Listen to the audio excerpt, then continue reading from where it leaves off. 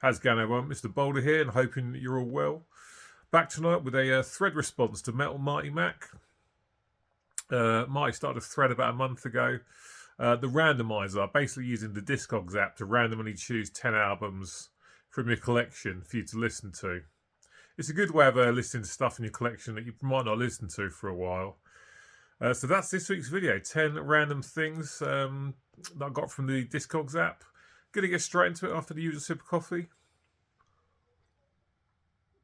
Let's get started with number one. And the first thing the Discogs app pulled out for me was Slayer, Live Undead. Mini album from these guys, come out in 1984. This is 1987 reissue. Direct metal, mastered LP, and free poster. The poster's not with it. And it's even got the old R-Price sticker on the front. That tells you how old this is, because R-Price hasn't been around for about 20 years. So, mini album from these guys.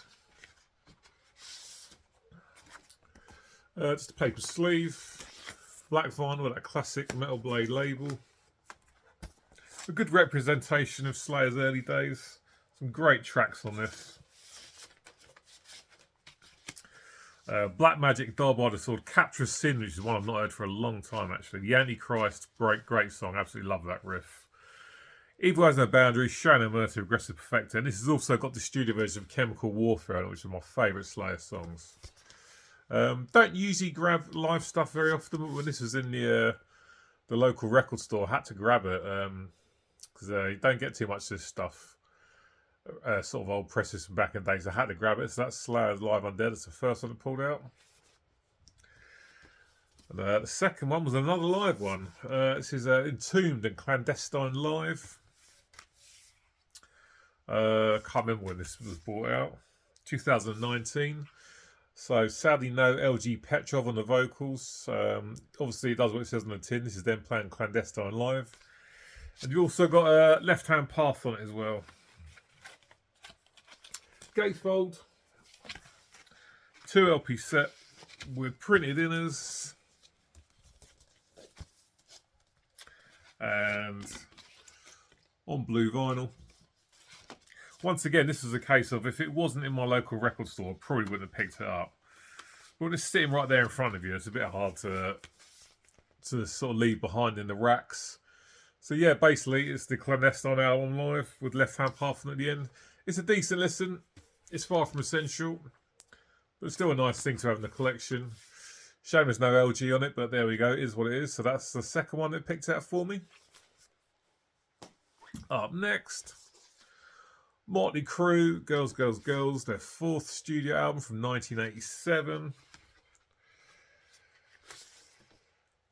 An original press. Here's the original inner. Black vinyl on the Elektra label. Probably my second favourite Motley album, if my memory's correct, from my Motley Crue album ranking video. No, I don't care about that, or Jailhouse Rock. I could completely live without those two, but great stuff on this like Dancing on Glass, Bad Boy Boogie, 5 Years Dead, All in Name, or Something for Nothing, You're All I Need. There's obviously a couple of massive single smiths that you all know as well. Excellent glam metal from 1987 when Vince didn't sound like a pile of shit like he does these days. So that's that. Motley Crue, Girls, Girls, Girls. The fourth thing that the Disco app picked out for me, Van Halen, Diver Down, their 5th studio album from 1982. And this is without a doubt one of their worst. I mean, it's not bad by any stretch of imagination, but no album needs about 3 or 4 bloody cover versions on it. I think that was definitely a battle back in the day between David Lee Roth and producer Ted Templeman and Eddie Van Halen.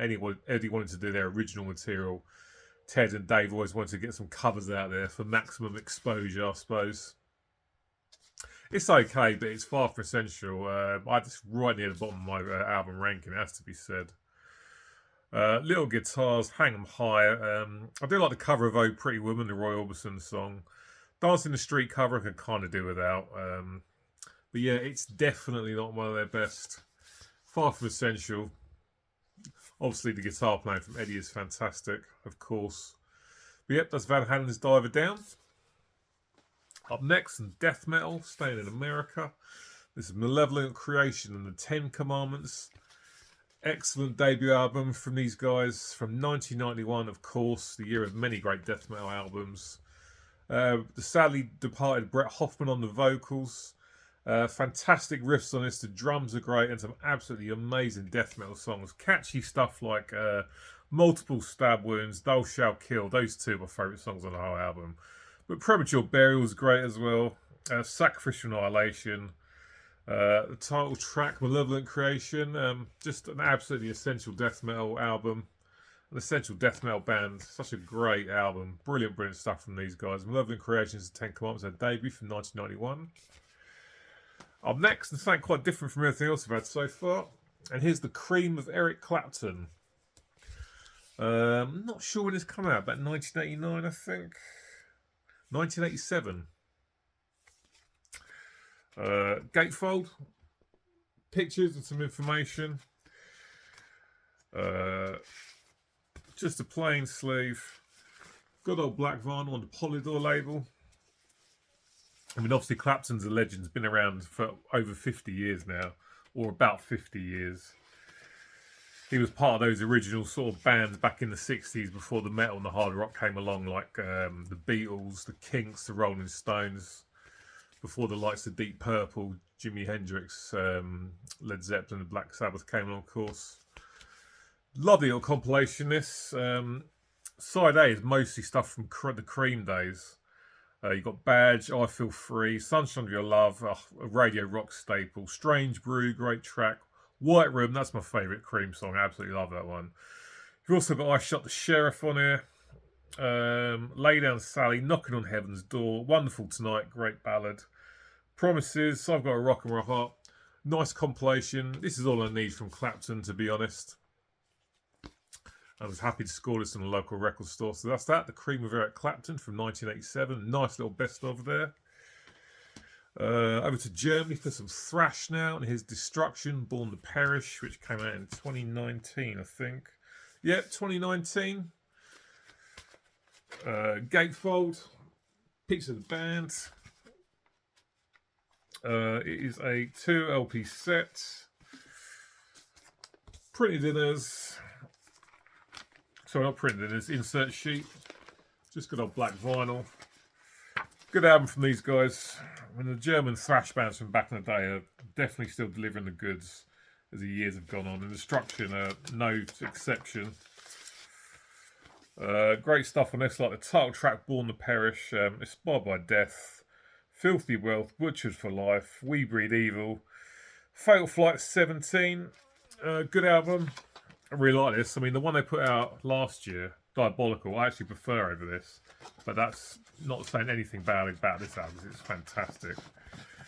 Yeah, Destruction, 35 years into their career, still delivering the goods. Born to Perish is an excellent thrash metal album. Check out if you're into these guys, but you're not familiar with this one. Up next, a band and album that needs absolutely no introduction. Venom and Black Metal, their second full-length album from 1982. Highly influential, of course. These guys inspired so many people. Obviously, black metal. I mean, this album's called Black Metal, so it's, you know, you've got the name of a subgenre, which is the same as this album title, but definitely an influence on the death metal world, and probably the thrash metal guys as well. If you look at any early pictures of Metallica, you'll see Dave Mustaine wearing a Venom t-shirt. Never the best musicians, never the best band, but their influence on everything extreme that came after it is undeniable. And superb tracks on this, like the title track Black Metal, to Hell and Back's great, Buried Alive, Raise the Dead, Teacher's Pet, Side A's all killer. Leave Me in Hell, Heaven on Fire, Countess Bathory. It's a fantastic album for me. I mean, this was extreme metal before extreme metal was a thing.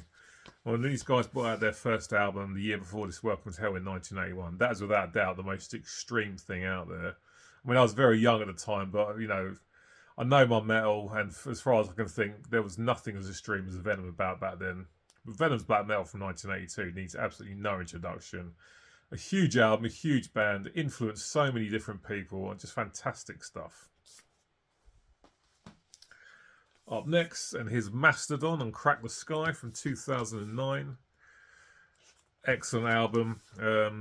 These guys come up with very sort of complex song structures.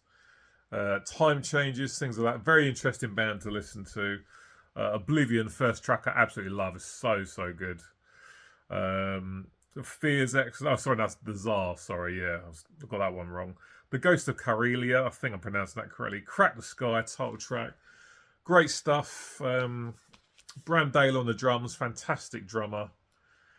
So many drum fills in their songs as well. If you were to play a game of drink a shot every time Bram Dale does a drum fill, you'd be pissed by the end of the first song. Bill Keeler on the guitars, Brent Hines on the guitars, Troy Sanders on bass and vocals. Actually, Brand started doing lead vocals on this as well, so had 3 lead vocalists at this point. Only Bill Keeler not doing any of the vocals, but some excellent guitar work on this album. Like I say, the drums are fantastic. The triple vocal attack is excellent. Mastodon's Cracked Sky from 2009 is a fantastic album. These guys are really interesting. Excellent band. So that's that. Mastodon, Cracked Sky. And the last one that the Discogs app chose for me is Def Leppard's Adrenalize from 1992. This is an original picture disc edition from 1992. I'm not going to take out the plastics. It'll probably be a sod to get back in. There we go. So yeah, Leppard fans definitely fall into 2 different categories. There's those out there who literally like the first 2 albums and that's it. And there's those who went on to enjoy the heavily overproduced Mutt Lange stuff, like I do, to be fair. But I really enjoy this one. I mean, this came out in 1992. If you're watching my channel for a while, you know that 92 was the year that I really got into music. So I've got a special place in my heart for this album. It's not perfect by any stretch of imagination. It's got the ludicrously titled Let's Get Rocked first up. And the third track, Make Love Like a Man, which the chorus lyrics are, make love like a man, I'm a man, that's what I am. Sounds like they wrote that with about 30 seconds before Joe actually going into the vocal booth.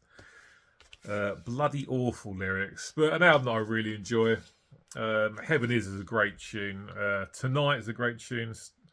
Personal Property, brilliant rocking track. Have you ever needed someone so bad? Great ballad. I Want to Touch You, Tear It Down. I really enjoy this one. I understand why people went off them by this point because it was very pop. But I still really enjoy it. It's the last really good Def Leppard album for me. And it's 31 years old now. They've done some good stuff since, but also done some absolute crap. But that's the last choice that the Discog app picked up for me. Def Leppard's Adrenalize from 1992. Right, guys, so there we go. Cheers for watching to the end. Thank you very much. As always, I will leave a link to Marty's video in the description box of this video. And if for some reason you're not familiar with Marty, please subscribe to his channel. He's a great guy. Puts out great content. So, yeah, as always, get in the comment section. Let me know what you think about these picks. I shall be back with you soon. So until then, cheers, take care, and I'll see you soon. Bye.